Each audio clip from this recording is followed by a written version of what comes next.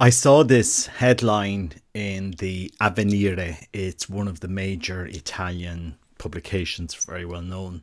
It's I've just translated it here on Google to put it on the podcast, and it's the surprise, the spring of the Dominicans.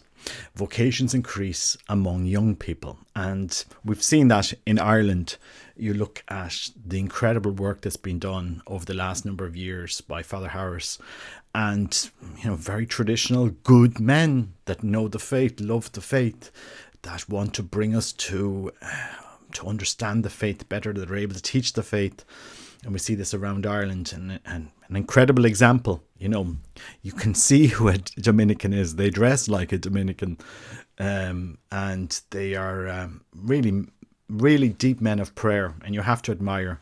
I mean, of course, no community is perfect, and you're going to have your divisions and your discussions and so forth, but I think they see themselves. I think the Dominicans understand it. Look, we're doing something that is attracting men. And what are men being attracted towards? They're being attracted towards stability, tradition, prayer, identity, community, a mission. A mission, a community with a mission, a community that wants to preach into the world today. And it's amazing to see what they've done. So I'm just going to read through some of what was here. The surprise, the springtime of the Dominicans. Vocations increase among young people. The prior of the province of Northern Italy, between Daniela Drago, explains on Avenir the reasons for the increase in religious aspirants. The training paths offered also have to do with it. And as you can see here, I mean, this is being replicated all over the world. I mean, Poland and so many other places. The boom in Dominican vocations, I mean, they are on a roll. For about 6 years, the province of San Domenico of the Preaching Friars, a reality that touches all of northern Italy and reaches Turkey as its last mission outpost, has been experiencing a real vocational spring due to the constant number of entries of young people, often just graduated or with a degree, sometimes even a doctorate, or work behind them, who, after a careful period of discernment, decide to become religious and priests. And it's replicated in Ireland. You see this as well. I mean, it's all over the place. It will be for the charm of our black and white dress, but I believe above all for the prayers of many faithful, says smiling the current prior of the province of San Domenico, the Livorno friar Daniele Drago. But we have seen the constant growth of many vocations within our order. On average, choose to dress and our rule of life, about 7 people, sometimes even 9 per year. And that's a lot. That's a lot for one religious. If you're getting a constant stream of vocations every single year, you're going to strengthen your community. A very comforting fact for this small reality of the order of preachers, composed of about 170 friars, with more than 40 information, with 14 convents from Bolzano to Ancona. And in addition to the fact that obviously all this is in contrast with other religious and diocesan realities, it amazes the demographic profile of those who embark on the path towards consecrated life in the Dominican province. They are young men between the ages of 20 and 35, 95% all Italian. I mean, normal men want a normal community now.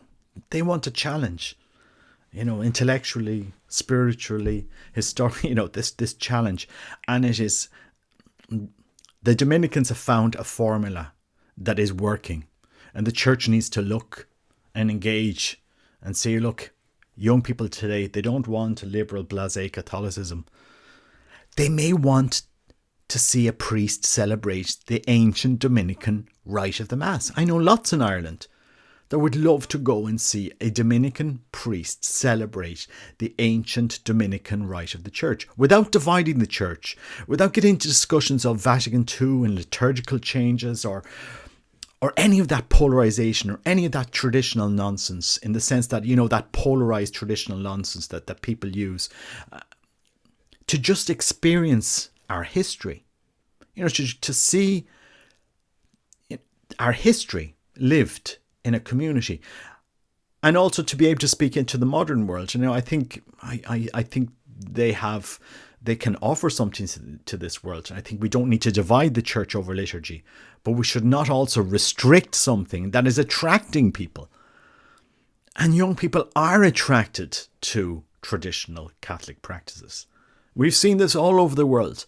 They're interested. They are fascinated. Their mind is engaged. Their lives are engaged. This is what we need to do. And we need to stop this 1970s, whatever we've been doing, that has emptied our Irish seminaries, that has not, look at the fruits we've got from Maynooth. And now I'm going to speak into the world, whatever the Dominicans are doing, it's working. It's working in Italy, it's working in Ireland, it's working in America. The church has to see this. The church has to see this, that the generation of today loves the challenge of tradition. They love the challenge of tradition. They might find a traditional Latin Mass or a Dominican traditional rite.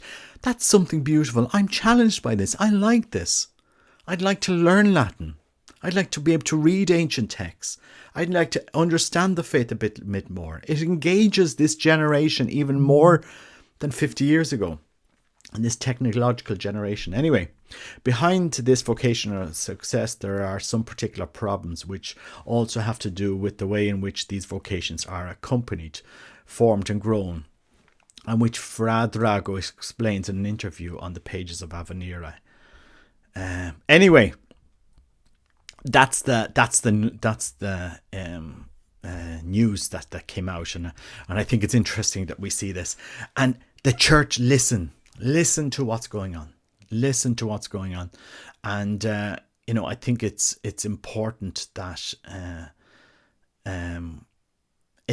that we learn from this.